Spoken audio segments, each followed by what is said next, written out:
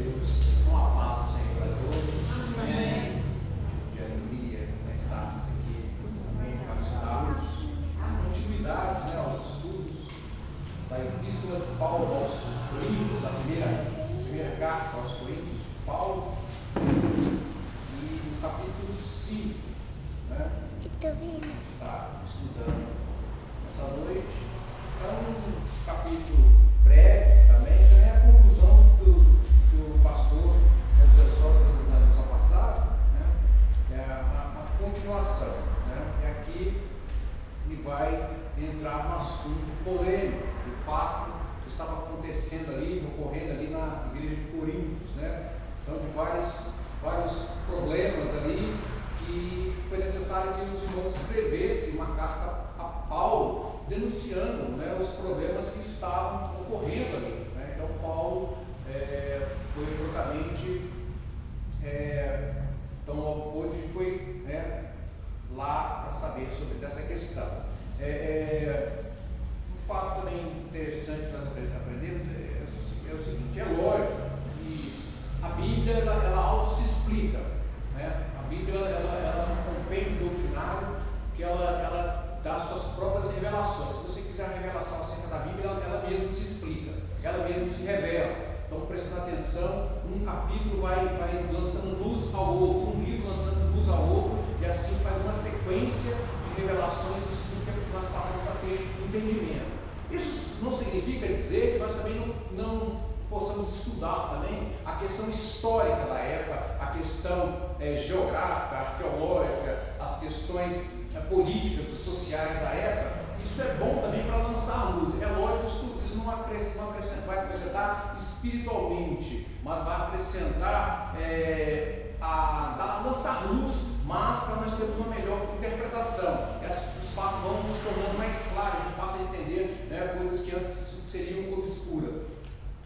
Não é heresia, nem é contrário a gente estudar dessa forma. Eu até acredito que eu aprendi dessa forma a entender melhor a palavra de Deus, e até oriento os irmãos, um pastor, um grande homem de Deus, me aconselhou a usar essa Bíblia, a nova tradução na linguagem de hoje. Depois você dá uma observada, até o Moacir tem uma dessa mesma versão, e vê que é uma versão bem clara. Depois que eu passei a estudar essa aqui, a gente entende melhor. Eu gosto muito da versão antiga também, porque ela assim, já tem um quê de poesia, uma linguagem mais rebuscada, bem mais rica, no vocabulário, mas essa aqui ela torna mais clara. Então, para quem trabalha com evangelismo, com quem trabalha em ensino, eu aconselho a adotar essa versão, até porque é bom a gente ter mais de uma versão, porque você não estudando uma e outra,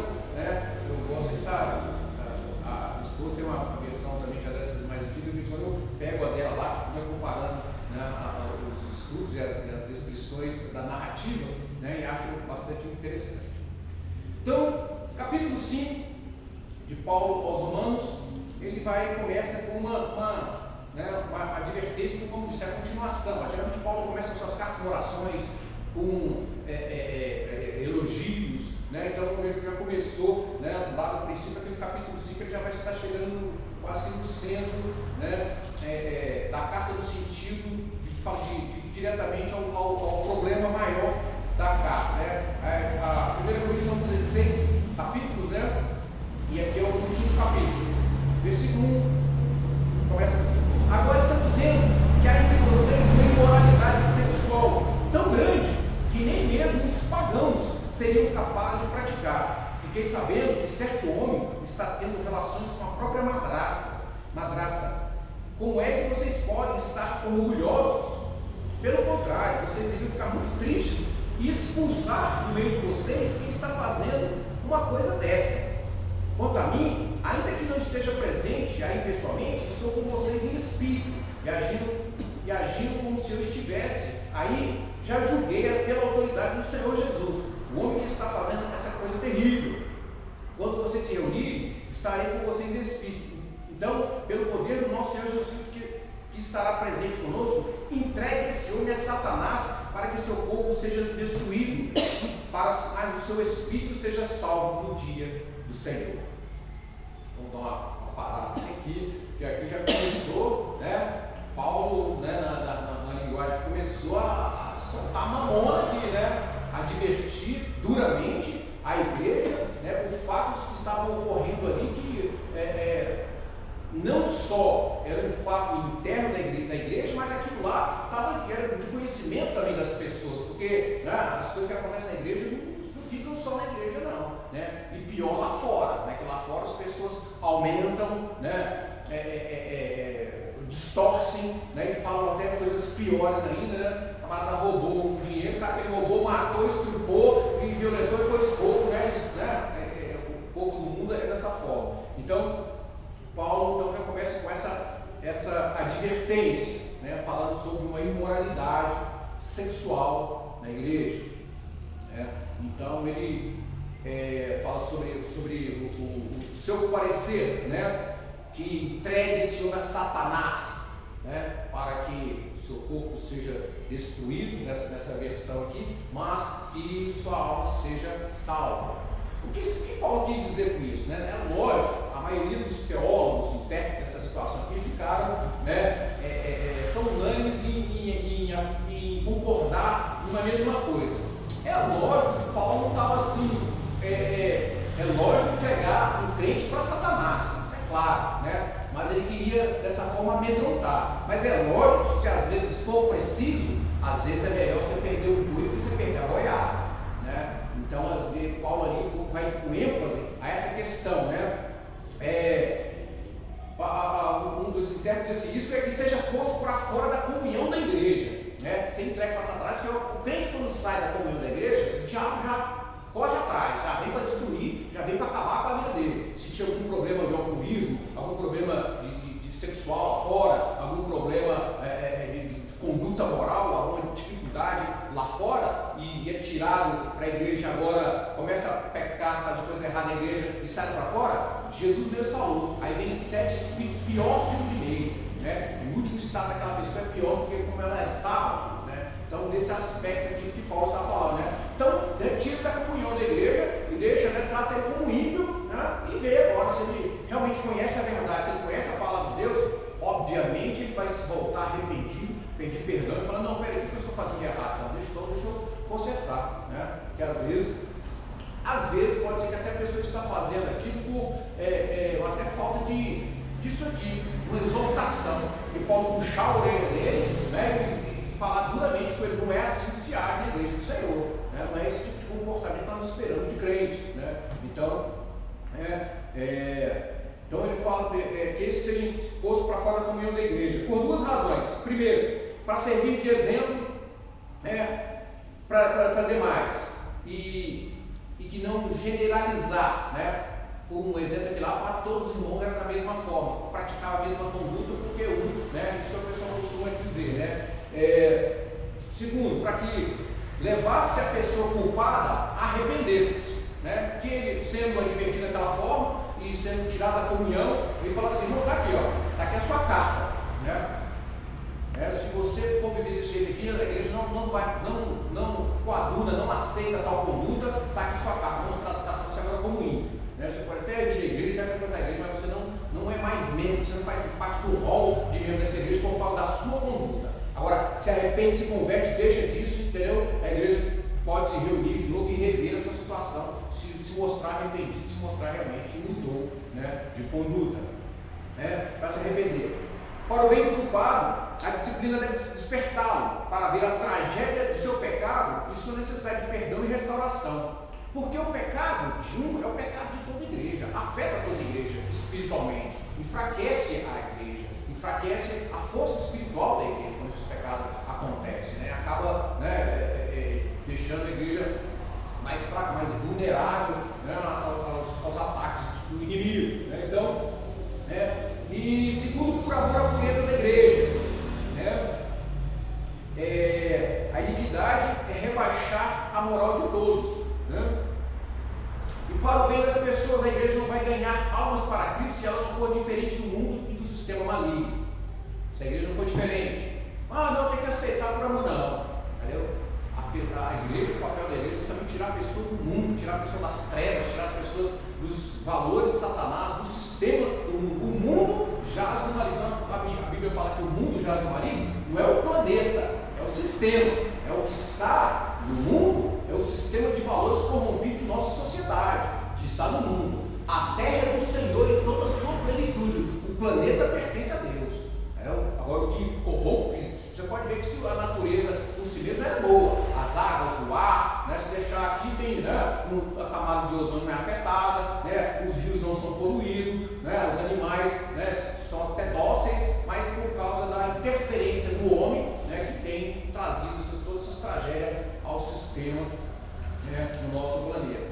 Então, uma imoralidade sexual dentro da igreja. Paulo estava tratando dessa forma. E quantas outras imoralidades, né, pode-se ver hoje, né, no contexto geral, trazendo para a nossa atualidade, né, no contexto geral de coisas que nós temos visto, né, e ficado pasmo aí, né, de autoridades eclesiásticas aí, né, no pleno exercício da pedofilia, né, do homossexualismo, da pederastia, né? Então, de certas coisas nós temos visto na nossa sociedade que tem nos deixado assombrados, né? Devido a tanta barbárie, de tanta devassidão, né, acontecendo aí, né?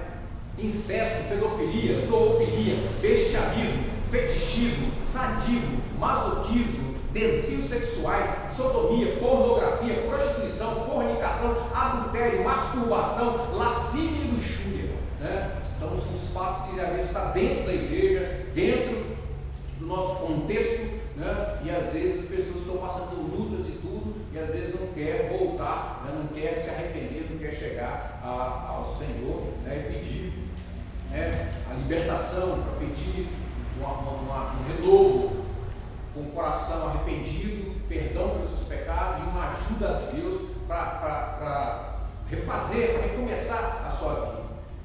Eu sei que às vezes também tem um pouco culpa nossa, também, o fato de igreja que passamos, a falta também de preparo de líderes também na questão sexual, de orientar. É uma questão tão polêmica e tão né, pastor, tão melindrosa de tratar, até porque as pessoas não querem falar. Às vezes estão passando por problemas sexuais terríveis e não quer se abrir, não quer falar com as pessoas, não cria uma barreira, né, para as pessoas, né?